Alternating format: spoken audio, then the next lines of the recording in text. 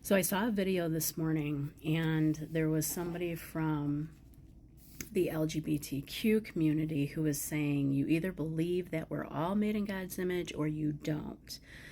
And what her point was that God says he never forsakes us. So therefore, if we're all created in his image, then he's not going to forsake anyone. But then I thought, well, no, I mean, scripture is very clear multiple times that we must be transformed into his image.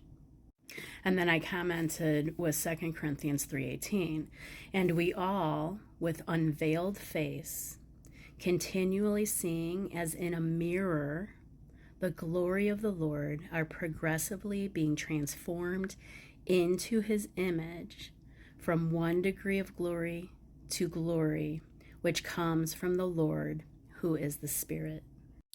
And then Genesis came to my mind, let us create them in our image. And I've always thought this too, we're body, soul, spirit.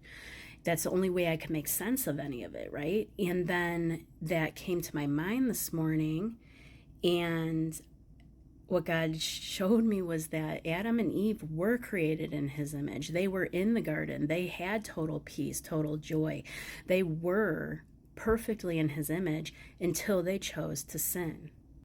So now we must be transformed back into his image.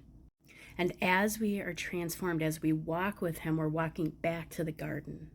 But the enemy wants to deceive us into thinking that we need no transformation. All we have to do is say we believe in the Lord and we are good to go.